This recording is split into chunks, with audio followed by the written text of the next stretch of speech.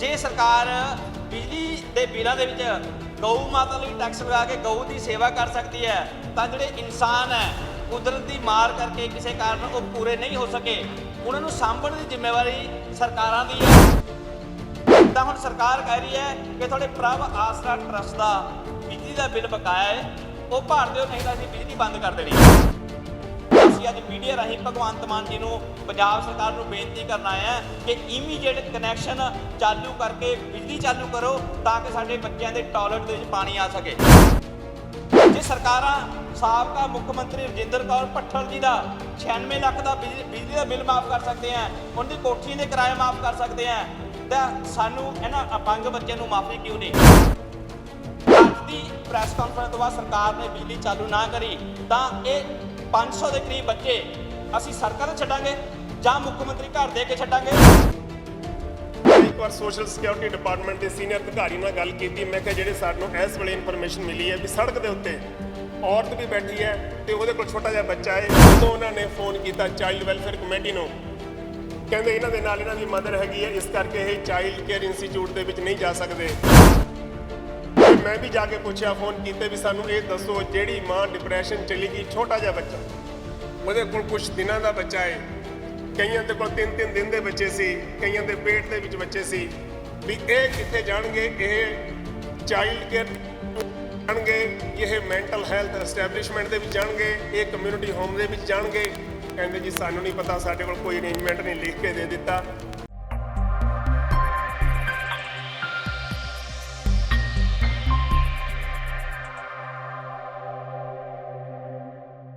ਸਤਿ ਸ਼੍ਰੀ ਅਕਾਲ ਜੀ ਸਾਰਿਆਂ ਨੂੰ। ਅੱਜ ਅਸੀਂ ਮੀਡੀਆ ਰਾਹੀਂ ਜਨਤਾ ਨੂੰ, ਮੀਡੀਆ ਨੂੰ ਤੇ ਸਰਕਾਰ ਨੂੰ ਅਪੀਲ ਕਰ ਰਹੇ ਹਾਂ ਕਿ ਖਰੜ ਤੋਂ ਕੁਰਾਲੀ ਰੋਡ ਦੇ ਉੱਤੇ ਪ੍ਰਭ ਆਸਰਾ ਟਰਸਟ ਹੈ। ਉਹ ਟਰਸਟ ਕੀ ਹੈ ਕਿ ਜਿਹੜੇ ਸਮਾਜ ਦੇ ਵਿੱਚ ਲਾਵਾਰਸ ਬੱਚੇ ਹੈ, ਅਪੰਗ ਬੱਚੇ ਹੈ, ਮੰਦਬੁੱਧੀ ਬੱਚੇ ਹੈ, ਮੰਦਬੁੱਧੀ ਬਜ਼ੁਰਗ ਹੈ, 1 ਦਿਨ ਤੋਂ ਲੈ ਕੇ 100 ਸਾਲ ਤੱਕ ਦੇ ਲੋਕ, ਕਿਸੇ ਦੀ ਲੱਤ ਨਹੀਂ ਹੈ, ਕਿਸੇ ਦੀ ਬਾਂਹ ਨਹੀਂ ਹੈ, ਕਿਸੇ ਦੀ ਅੱਖ ਨਹੀਂ ਹੈ, ਕੋਈ ਦਿਮਾਗੀ ਤੌਰ ਤੇ ਬਿਲਕੁਲ ਨਿਲ ਹੈ, ਕੋਈ ਟੱਟੀ ਪਿਸ਼ਾਬ ਨਹੀਂ ਆਪਣੀ ਮਰਜ਼ੀ ਨਾਲ ਕਰ ਸਕਦਾ, ਉਹਨਾਂ ਨੂੰ ਸਾਂਭਣ ਦੀ ਜ਼ਿੰਮੇਵਾਰੀ ਸਾਡੇ ਸਰਕਾਰਾਂ ਦੀ ਹੈ। ਜੇ ਸਰਕਾਰ ਬਿਜਲੀ ਦੇ ਬਿੱਲਾਂ ਦੇ ਵਿੱਚ ਗਊ ਮਾਤਾ ਲਈ ਟੈਕਸ ਲਗਾ ਕੇ ਗਊ ਦੀ ਸੇਵਾ ਕਰ ਸਕਦੀ ਹੈ ਤਾਂ ਜਿਹੜੇ ਇਨਸਾਨ ਹੈ ਕੁਦਰਤ ਦੀ ਮਾਰ ਕਰਕੇ ਕਿਸੇ ਕਾਰਨ ਉਹ ਪੂਰੇ ਨਹੀਂ ਹੋ ਸਕੇ ਉਹਨਾਂ ਨੂੰ ਸਾਂਭਣ ਦੀ ਜ਼ਿੰਮੇਵਾਰੀ ਸਰਕਾਰਾਂ ਦੀ ਹੈ, ਸਰਕਾਰਾਂ ਦੇ ਡਾਕਟਰਾਂ ਦੀ ਹੈ, ਸਰਕਾਰਾਂ ਦੇ ਹਸਪਤਾਲਾਂ ਦੀ ਹੈ। ਪਰ ਸਰਕਾਰਾਂ ਨਾਕਾਮ ਹੈ, ਸਾਡੇ ਪੰਜਾਬ ਦੀਆਂ ਤੇ ਸਾਡੇ ਦੇਸ਼ ਦੀਆਂ ਸਰਕਾਰਾਂ ਨਾਕਾਮ ਹੈ। ਇਸ ਕਰਕੇ ਐਦਾਂ ਦੇ ਜਿਹੜੇ ਅਪੰਗ ਲੋਕ ਹੈ, ਬਜ਼ੁਰਗ ਹੈ, ਬੱਚੇ ਹੈ, ਨੌਜਵਾਨ ਹੈ ਜਾਂ ਸਾਡੇ ਵੀਰ ਹੈ, ਉਹ ਸੜਕਾਂ ਤੇ ਪਾਗਲਾਂ ਦੀ ਤਰ੍ਹਾਂ ਘੁੰਮਦੇ ਆ, ਲੋਕ ਉਹਨਾਂ ਨੂੰ ਪਾਗਲ ਸਮਝਦੇ ਆ, ਇੱਟਾਂ ਰੋੜੇ ਮਾਰਦੇ ਆ ਤੇ ਉਹਨਾਂ ਨੂੰ ਸਾਂਭਣ ਦੇ ਵਿੱਚ ਜਦੋਂ ਸਰਕਾਰਾਂ ਨਾਕਾਮ ਹੋ ਗਈਆਂ ਤਾਂ ਸਮਾਜ ਸੇਵੀਆਂ ਨੇ, ਦਾਨੀਆਂ ਨੇ ਪ੍ਰਭ ਆਸਰਾ ਟਰਸਟ ਖੜਾ ਕੀਤਾ ਤੇ ਇੱਕ ਵਧੀਆ ਹਸਪੀਟਲ ਤੋਂ ਜ਼ਿਆਦਾ ਵਧੀਆ ਸਹੂਲਤਾਂ ਦੇ ਕੇ ਇਹਨਾਂ ਬੱਚਿਆਂ ਦੀ ਦੇਖਭਾਲ ਕਰ ਰਹੇ ਆ, ਇਹਨੂੰ ਮਰਨ ਤੋਂ ਬਚਾ ਰਹੇ ਆ, ਇਹਨੂੰ ਡਾਕਟਰੀ ਸਹੂਲਤਾਂ ਦੇ ਰਹੇ ਆ, ਇਹਨੂੰ ਰੋਟੀ ਪਾਣੀ ਦੇ ਰਿਹਾ ਬਿਨਾਂ ਕਿਸੇ ਸਰਕਾਰਾਂ ਤੋਂ, ਦਾਨੀ ਸੱਜਣਾ ਦੇ ਸਿਰ ਤੇ। ਹੁਣ ਸਾਡੇ ਤੇ ਆ ਗਈ ਆਫਤ। ਆਫਤ ਕਰੋਨਾ ਕਾਲ ਦੇ ਵਿੱਚ ਜਦੋਂ ਪੂਰੀ ਦੁਨੀਆ 'ਚ ਆਫਤ ਆ ਗਈ ਤਾਂ ਜਿਹੜੇ ਦਾਨੀ ਸੱਜਣ ਸਾਡੀ ਮਾੜੀ ਮੋਟੀ ਮਦਦ ਕਰਦੇ ਸੀ ਉਹ ਹੁਣ ਵਿਦੇਸ਼ਾਂ ਵਿੱਚੋਂ ਸਾਨੂੰ ਕੋਈ ਮਦਦ ਨਹੀਂ ਮਿਲ ਰਹੀ ਕਿ ਸਰਕਾਰਾਂ ਦੇ ਕੁਝ ਪਾਲਿਸੀਆਂ 'ਚ ਬਦਲਾਅ ਆ ਗਿਆ। ਹੁਣ ਹੋਇਆ ਕਿ ਅਸੀਂ ਰੋਟੀ ਖਾਣ ਦੇ ਕਾਬਲ ਨਹੀਂ, ਸਾਨੂੰ ਕਿਸੇ ਤਰੀਕੇ ਨਾਲ ਦਾਨੀ ਸੱਜਣ ਰੋਟੀ ਦਿੰਦੇ ਆ, ਸਾਨੂੰ ਕੱਪੜਾ ਦਿੰਦੇ ਆ, ਸਾਨੂੰ ਪਾਣੀ ਦਿੰਦੇ ਆ, ਸਰਕਾਰ ਤੇ ਸਾਡੀ ਮਜਬੂਰੀ ਹੈ, ਸਾਨੂੰ ਬਿਜਲੀ ਸਰਕਾਰ ਤੋਂ ਲੈਣੀ ਪੈਂਦੀ ਹੈ। ਤਾਂ ਹੁਣ ਸਰਕਾਰ ਕਹਿ ਰਹੀ ਹੈ ਕਿ ਤੁਹਾਡੇ ਪ੍ਰਭ ਆਸਰਾ ਟਰਸਟ ਦਾ ਬਿਜਲੀ ਦਾ ਬਿੱਲ ਬਕਾਇਆ ਹੈ ਉਹ ਭਰ ਦਿਓ, ਨਹੀਂ ਤਾਂ ਅਸੀਂ ਬਿਜਲੀ ਬੰਦ ਕਰ ਦੇਣੀ। ਜੇ ਪੀਜੀ ਦੀ ਬਿਜਲੀ ਬੰਦ ਹੋ ਜੇ, ਕਿਸੇ ਸਰਕਾਰੀ ਹਸਪਤਾਲ ਦੀ ਬਿਜਲੀ ਬੰਦ ਹੋ ਜੇ ਤਾਂ ਕਿੰਨੇ ਮਰੀਜ਼ ਮਰ ਜਾਣਗੇ। ਤੇ ਹੁਣ ਪ੍ਰਭ ਆਸਰਾ ਟਰਸਟ ਦੀ ਬਿਜਲੀ ਬੰਦ ਹੋ ਗਈ ਕਿਉਂਕਿ ਸਰਕਾਰ ਨੇ ਸਾਡੇ ਵੱਲ ਪੈਂਡਿੰਗ ਬਿੱਲ ਖੜਾ ਕਰਤਾ। ਮੈਂ ਸਮਝਦਾ ਸਰਕਾਰ ਦਾ ਬਿਜਲੀ ਬੋਰਡ ਇੱਕ ਦੁਕਾਨ ਹੈ, ਅਸੀਂ ਗਾਹਕ ਹੈ। ਜੇ ਤੁਸੀਂ ਗਰੀਬਾਂ ਨੂੰ ਬਿਜਲੀ ਮੁਫਤ ਦਿੰਦਾ ਹੈ, ਕੋਈ 200 ਯੂਨਿਟ ਹੈ, ਕੋਈ 300 ਯੂਨਿਟ ਹੈ, ਕਦੇ ਸਰਕਾਰ ਕੋਈ ਐਲਾਨ ਕਰਦੀ ਹੈ, ਅਪੰਗ ਬੱਚਿਆਂ ਨੂੰ ਤੁਸੀਂ ਪੈਨਸ਼ਨ ਦਿੰਦੇ ਆ, ਹੈਂਡੀਕੈਪ ਪੈਨਸ਼ਨ ਦਿੰਦੇ ਆ, ਤਾਂ ਇਹ ਬੱਚੇ ਜਿਹੜੇ ਬੈਠੇ ਇੱਥੇ, ਇਹ ਬਜ਼ੁਰਗ ਜਿਹੜੇ ਖੜੇ ਆ, ਇਹਨਾਂ ਦੀ ਪਾਲਣ ਪੋਸ਼ਣ ਦੀ ਜ਼ਿੰਮੇਵਾਰੀ ਜੇ ਸਰਕਾਰ ਨਹੀਂ ਚੱਕ ਸਕਦੀ। ਅਸੀਂ ਅੱਜ ਮੀਡੀਆ ਰਾਹੀਂ ਭਗਵੰਤ ਮਾਨ ਜੀ ਨੂੰ, ਪੰਜਾਬ ਸਰਕਾਰ ਨੂੰ ਬੇਨਤੀ ਕਰਨ ਆਏ ਹਾਂ ਕਿ ਇਮੀਡੀਏਟ ਕਨੈਕਸ਼ਨ ਚਾਲੂ ਕਰਕੇ ਬਿਜਲੀ ਚਾਲੂ ਕਰੋ ਤਾਂ ਕਿ ਸਾਡੇ ਬੱਚਿਆਂ ਦੇ ਟਾਇਲਟ ਦੇ ਵਿੱਚ ਪਾਣੀ ਆ ਸਕੇ, ਤਾਂ ਕਿ ਬੱਚਿਆਂ ਦਾ ਜਿੱਥੇ ਖਾਣਾ ਬਣਦਾ ਉੱਥੇ ਰੋਟੀ ਲਈ ਸਾਨੂੰ ਪਾਣੀ ਮਿਲ ਸਕੇ, ਤਾਂ ਕਿ ਜਿਹੜੇ ਬੱਚੇ 4-4 ਵਾਰੀ ਸਟੂਲ ਪਾਸ ਕਰਦੇ ਕੱਪੜਿਆਂ 'ਚ ਉਹਨਾਂ ਨੂੰ ਧੋਣ ਵਾਸਤੇ ਪਾਣੀ ਦਾ ਇੰਤਜ਼ਾਮ ਹੋ ਸਕੇ, ਤਾਂ ਕਿ ਬੱਚੇ ਜਿਹੜੀ ਮਸ਼ੀਨਾਂ ਚੱਲਦਾ, ਕੋਈ ਆਕਸੀਜਨ ਤੇ ਲੱਗਿਆ ਹੋਇਆ, ਕੋਈ ਕਿਸੇ ਹੋਰ ਵੈਂਟੀਲੇਟਰ ਤੇ ਲੱਗਿਆ ਹੋਇਆ, ਉਹਨਾਂ ਦਾ ਕੋਈ ਮਾੜੀ ਘਟਨਾ ਨਾ ਵਾਪਰ ਜੇ। ਇਮੀਡੀਏਟ ਕਰੋ। ਹੋਰ ਮੈਂ ਇੱਕ ਛੋਟੀ ਦੱਸਦਾ, ਵੱਡੇ ਬਿਲਡਰਾਂ ਦੇ ਬਿਜਲੀ ਦੇ ਬਿੱਲ ਬਕਾਏ ਹੈ, ਹੁਣ ਵੀ ਚੱਲਦੇ ਹੈ। ਜੇ ਸਰਕਾਰਾਂ ਸਾਬਕਾ ਮੁੱਖ ਮੰਤਰੀ ਰਜਿੰਦਰ ਕੌਰ ਭੱਠਲ ਜੀ ਦਾ 96 ਲੱਖ ਦਾ ਬਿਜਲੀ ਦਾ ਬਿੱਲ ਮਾਫ ਕਰ ਸਕਦੇ ਆ, ਉਹਨਾਂ ਦੀ ਕੋਠੀਆਂ ਦੇ ਕਿਰਾਏ ਮਾਫ ਕਰ ਸਕਦੇ ਆ, ਤਾਂ ਸਾਨੂੰ ਇਹਨਾਂ ਅਪੰਗ ਬੱਚਿਆਂ ਨੂੰ ਮਾਫੀ ਕਿਉਂ ਨਹੀਂ ਚਾਹੀਦੀ? ਸਰਕਾਰ ਨੂੰ ਇਹ ਹੈ ਸਾਨੂੰ ਡਾਕਟਰ ਵੀ ਦੇ, ਸਾਨੂੰ ਤਨਖਾਹਾਂ ਵੀ ਦੇਣ, ਸਾਨੂੰ ਬਿਜਲੀ ਪਾਣੀ ਵੀ ਦੇ। ਅਸੀਂ ਜ਼ਿਆਦਾ ਕੁਝ ਨਹੀਂ ਮੰਗਦੇ। ਐਮਰਜੈਂਸੀ ਹਾਲਤ ਹੈ, ਬੱਚਿਆਂ ਦੀ ਇਮੀਡੀਏਟ ਬਿਜਲੀ ਚਾਲੂ ਕਰਕੇ ਜ਼ਿੰਦਗੀਆਂ ਬਚਾਈਆਂ ਜਾਣ। ਇਸ ਲਈ ਆਪਾਂ ਤੁਹਾਡੇ ਕੋਲ ਬੇਨਤੀ ਕਰਨ ਆਏ ਹਾਂ। ਇਹ ਬੇਨਤੀ ਅਸੀਂ SDM ਤੋਂ ਲੈ ਕੇ DC ਤੱਕ, MLA ਖਰੜ ਗਗਨ ਮਾਨ ਤੱਕ,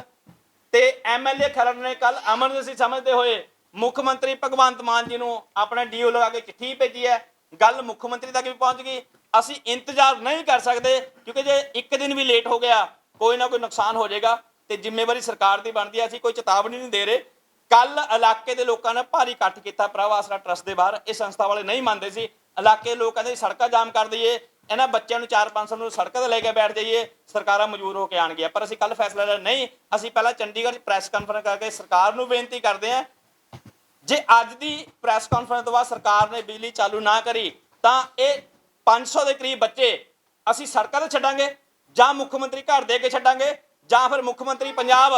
ਇੰਤਜ਼ਾਮ ਕਰੇ ਕਿਹੜੇ ਹਸਪਤਾਲ 'ਚ ਇਹਨਾਂ ਬੱਚਿਆਂ ਦਾ ਇੰਤਜ਼ਾਮ ਕਰਨਾ ਹੈ, ਉਹਦਾ ਇਲਾਜ ਕਰੇ। ਜੇ ਨਹੀਂ ਕਰ ਸਕਦਾ ਤਾਂ ਅਸੀਂ ਬੇਨਤੀ ਕਰਨਾ ਹੈ ਕਿ ਬਿਜਲੀ ਚਾਲੂ ਕਰੋ। ਅਗਲੀ ਟੈਕਨੀਕਲ ਗੱਲ ਹੈ ਡਾਕਟਰ ਦਲੇਰ ਸਿੰਘ ਮੁਲਤਾਨੀ ਜੀ ਹੈ, ਸਰਦਾਰ ਸ਼ਮਸ਼ੇਰ ਸਿੰਘ ਜੀ ਦੇ ਚੇਅਰਮੈਨ ਹੈ ਪ੍ਰਭ ਆਸਰਾ ਟਰਸਟ ਦੇ, ਤੇ RS ਬੈਂਸ ਜੀ ਆ ਰਹੇ ਹੈ, ਕਿਸੇ ਕਾਰਨ ਹਾਈ ਕੋਰਟ 'ਚ ਲੇਟ ਹੈ, ਉਹ ਕਰਨਗੇ। ਹਾਂ ਸ਼ਮਸ਼ੇਰ ਜੀ। ਸਾਰਿਆਂ ਨੂੰ ਪ੍ਰੇਮ ਭਰੀ ਸਤਿ ਸ੍ਰੀ ਅਕਾਲ। ਸਾਡੇ ਸਮਾਜ ਦੇ ਬਹੁਤ ਸਾਰੇ ਜਿਹੜੇ ਪਰੇਸ਼ਾਨੀਆਂ ਕਰਕੇ ਆਪਣੀ ਸੰਭਾਲ ਤੋਂ ਮਥਾਜ ਹੋ ਗਏ ਆ, ਮਾਨਸਿਕ ਰੋਗਾਂ ਤੋਂ ਪੀੜਤ ਹੋ ਗਏ ਆ, ਕੋਈ ਡਿਮੈਂਸ਼ੀਆ ਕਰਕੇ ਸੜਕਾਂ ਤੇ ਰੋਣ ਲੱਗ ਗਿਆ, ਕੋਈ ਇਨਜਸਟਿਸ ਕਰਕੇ, ਕੋਈ ਟੌਰਚਰ ਕਰਕੇ, ਜਾਂ ਕਿਸੇ ਦਾ ਕੋਈ ਔਲਾਦ ਨਹੀਂ ਹੋਈ ਐਸਾ ਬਜ਼ੁਰਗ, ਜਾਂ ਕਿਸੇ ਨੇ ਸ਼ਾਦੀ ਨਹੀਂ ਕਰਾਈ, ਜਾਂ ਕਿਸੇ ਨੂੰ ਆਪਣੇ ਨੇ ਵੀਰਾਨ ਥਾਵਾਂ ਤੇ ਛੱਡ ਦਿੱਤਾ। ਬਹੁਤ ਸਾਰੇ ਕਾਰਨਾਂ ਕਰਕੇ ਕਈਆਂ ਦੇ ਸਿਰ ਤੇ ਮਾਂ-ਬਾਪ ਨਹੀਂ ਰਹੇ। ਇਹ ਬੱਚੇ ਜਿਨ੍ਹਾਂ ਨੂੰ ਕੋਈ ਕ੍ਰੈਡਲ ਦੇ ਵਿੱਚ ਵੀ ਨਹੀਂ, ਕ੍ਰੈਡਲ ਦੇ ਨੀਚੇ ਪਾ ਗਿਆ, ਭਾਵੇਂ ਉਹ ਫਾਜ਼ਿਲਕਾ ਦਾ ਸੀ ਤੇ ਭਾਵੇਂ ਉਹ ਬਠਿੰਡੇ ਦਾ ਸੀ, ਭਾਵੇਂ ਉਹ ਗੁਰਦਾਸਪੁਰ ਦਾ ਸੀ। ਅਲੱਗ-ਅਲੱਗ ਜਗ੍ਹਾ ਤੋਂ ਬੱਚੇ ਚਾਈਲਡ ਵੈਲਫੇਅਰ ਕਮੇਟੀ ਦੇ ਥਰੂ, ਸੋਸ਼ਲ ਸਿਕਿਉਰਿਟੀ ਆਫੀਸਰ ਦੇ ਥਰੂ,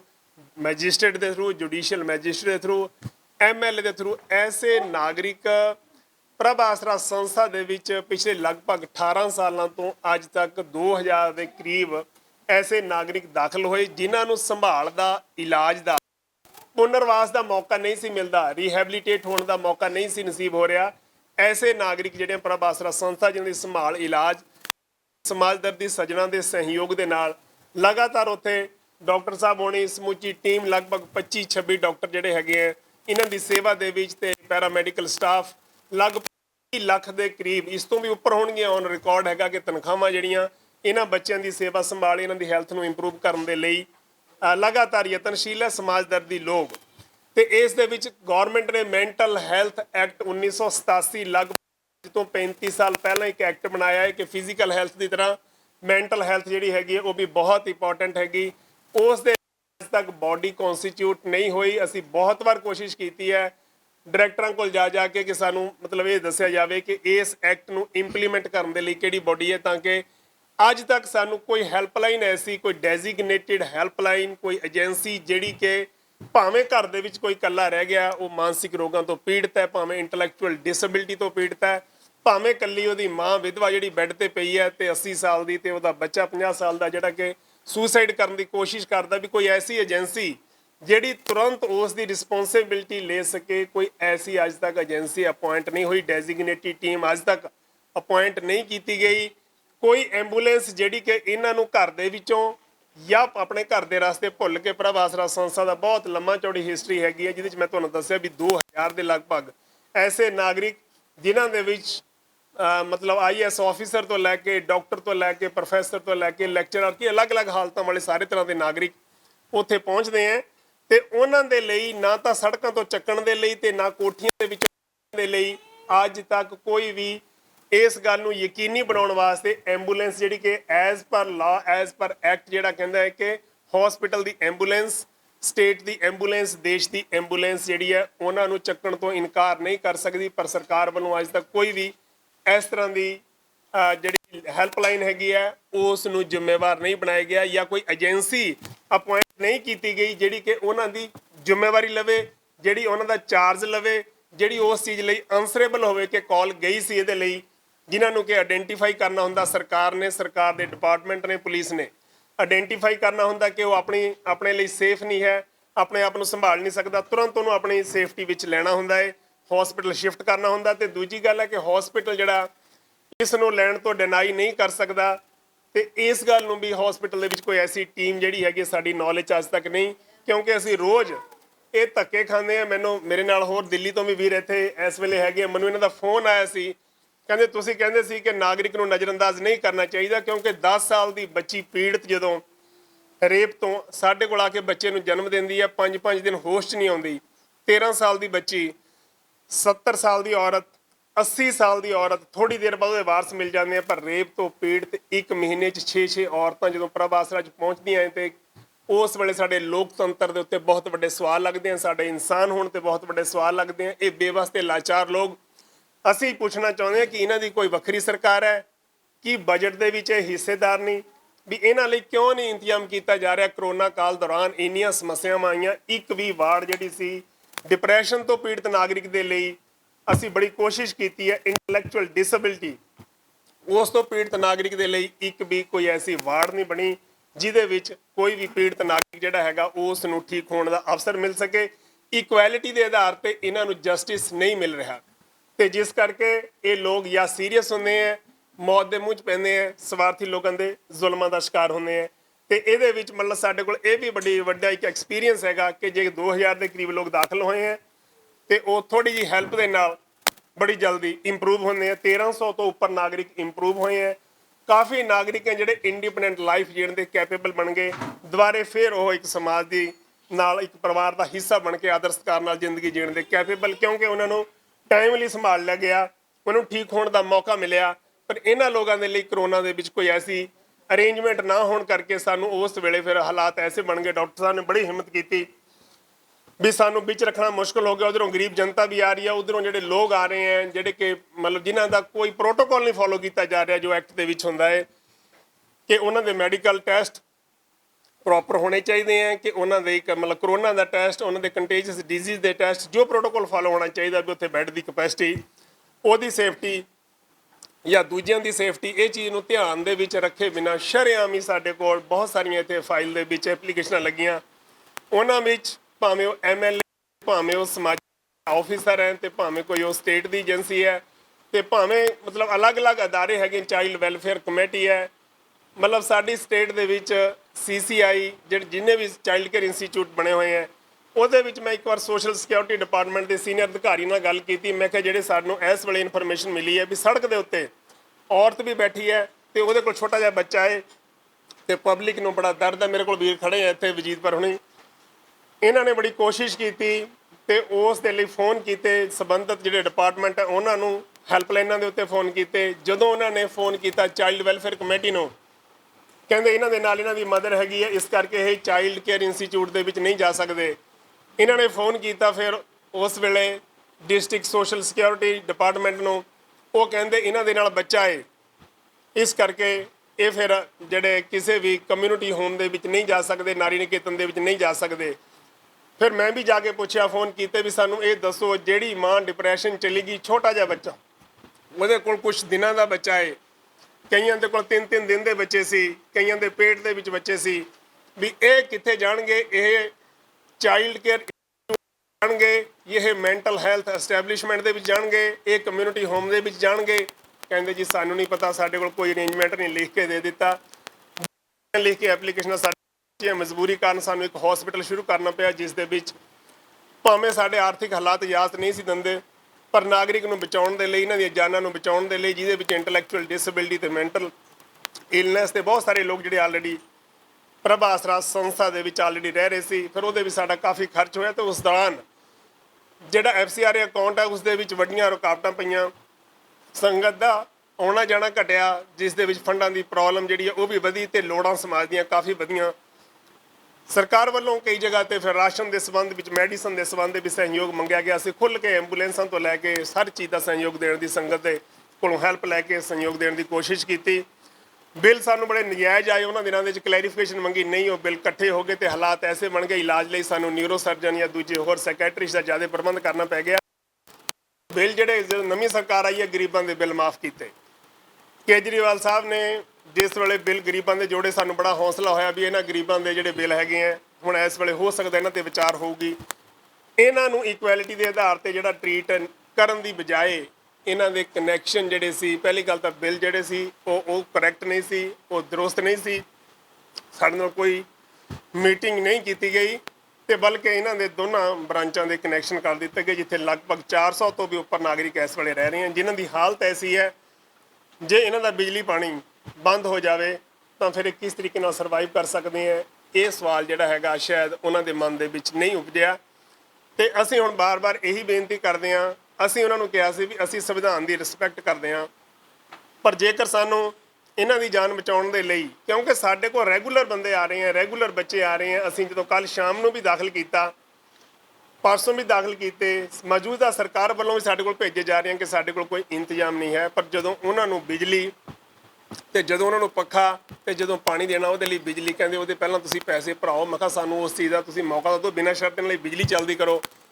ਉਹਨਾਂ ਨੇ ਇਸ ਚੀਜ਼ ਦੀ ਬਿਲਕੁਲ ਵੀ ਸੁਣਵਾਈ ਨਹੀਂ ਕੀਤੀ। ਇਹਨਾਂ ਨੂੰ ਉਹਨਾਂ ਗਰੀਬਾਂ ਦੀ ਕੈਟਾਗਰੀ ਜਿਹ 'ਚ ਕਹਿੰਦੇ ਵੀ 300 ਯੂਨਿਟ ਮਾਫ ਕੀਤੀ ਜਾਂਦੀ ਹੈ, ਗਰੀਬਾਂ ਦੇ ਲਈ ਕਰੀ ਜਾਵੇਗੀ, ਜਾਂ ਗਰੀਬਾਂ ਦੇ ਕਨੈਕਸ਼ਨ ਜੋੜ ਦਿੱਤੇ ਗਏ ਜਿਨ੍ਹਾਂ ਦੇ ਸਿਰ ਤੇ ਛੱਤ ਨਹੀਂ, ਉਹਨਾਂ ਦੇ ਉੱਤੇ ਐਸੀ ਸ਼ਰਤ ਕਿਹੜੀ ਲਗਾ ਦਿੱਤੀ ਜਾਂ ਉਹਨਾਂ ਨੂੰ ਇਹ ਕਿਹੜੀ ਕੈਟਾਗਰੀ 'ਚ ਪਾਇਆ ਜਾ ਰਿਹਾ, ਇਸ ਗੱਲ ਦਾ ਵੀ ਸਾਨੂੰ ਅਜੇ ਜਵਾਬ ਨਹੀਂ ਮਿਲਦਾ। ਜੇਕਰ ਕੋਈ ਵੀ ਨੁਕਸਾਨ ਹੁਣ ਹੋ ਜਾਂਦਾ ਇਹਨਾਂ ਬੱਚਿਆਂ ਦਾ, ਉਹਦੇ ਲਈ ਕੌਣ ਜ਼ਿੰਮੇਵਾਰ ਹੋਏਗਾ? ਜਨਰੇਟਰ ਦਿਨ ਰਾਤ ਚੱਲ ਰਹੇ ਹੈ, ਜਨਰੇਟਰ ਕਿਸੇ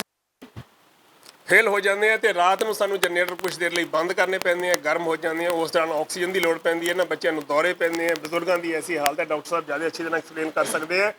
ਜੇ ਕੋਈ ਵੀ ਘਟਨਾ ਜਨਮ ਲਏਗੀ ਤਾਂ ਉਹਦੇ ਲਈ ਕੌਣ ਜ਼ਿੰਮੇਵਾਰ ਹੋਏਗਾ? ਇਹ ਦੇਸ਼ ਦੇ ਨਾਗਰਿਕ ਹੈ। ਪ੍ਰਭ ਆਸਰਾ ਜਿਹੜਾ ਹੈਗਾ ਸੰਗਤ ਦੇ ਸਹਿਯੋਗ ਦੇ ਨਾਲ ਇਹਨਾਂ ਦੀ ਹੈਲਪ ਕਰਨ ਦੀ ਕੋਸ਼ਿਸ਼ ਕਰਦਾ ਹੈ, ਪਰ ਇਹ ਜ਼ਿੰਮੇਵਾਰੀ ਜਿਹੜੀ ਹੈਗੀ ਹੈ ਇਸਤਰੀ ਤੇ ਬਾਲ ਵਿਕਾਸ ਵਿਭਾਗ ਪੰਜਾਬ ਦੀ ਹੈ। ਇਸਤਰੀ ਤੇ ਬਾਲ ਵਿਕਾਸ ਵਿਭਾਗ ਪੰਜਾਬ ਦੀ ਜ਼ਿੰਮੇਵਾਰੀ ਹੈ, ਇਹ ਪ੍ਰਭ ਆਸਰਾ ਦੀ ਜ਼ਿੰਮੇਵਾਰੀ ਨਹੀਂ ਹੈ। ਸਾਡੇ ਨੈਤਿਕ ਫਰਜ਼ ਬਣਦੇ ਆ, ਉਹਨਾਂ ਦੇ ਆਧਾਰ ਤੇ ਅਸੀਂ ਸੰਗਤ ਦੇ ਸਹਿਯੋਗ ਦੇ ਨਾਲ ਇਹਨਾਂ ਨੂੰ ਠੀਕ ਹੋਣ ਦਾ ਵੀ, ਇਹਨਾਂ ਦੇ ਸਿਰ ਤੇ ਛੱਤ ਨਹੀਂ ਹੈ, ਇਹਨਾਂ ਨੂੰ ਕੋਈ ਸਹਾਰਾ ਨਹੀਂ ਹੈ ਤੇ ਇਹਨਾਂ ਦੀ ਹੈਲਪ ਕਰਨ ਦੀ ਕੋਸ਼ਿਸ਼ ਕਰਦੇ ਆ। ਪਰ ਹੁਣ ਬਿਜਲੀ ਪਾਣੀ ਬੰਦ ਕਰਕੇ ਇਹਨਾਂ ਦਾ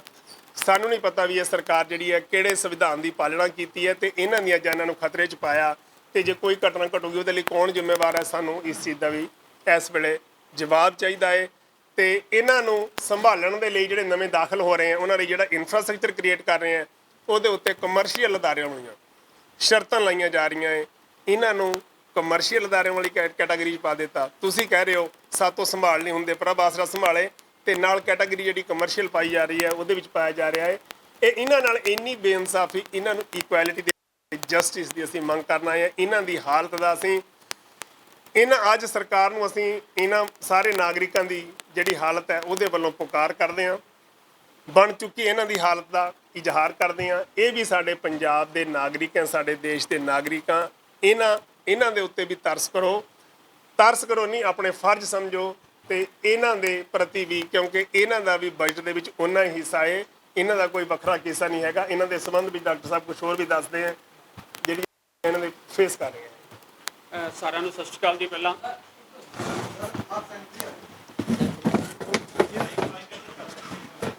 ਮਾਈਕ ਥੋੜੇ ਤੇ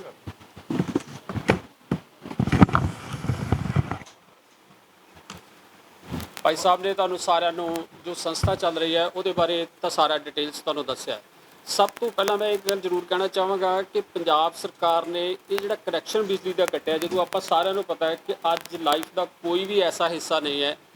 ਜਿਹੜਾ,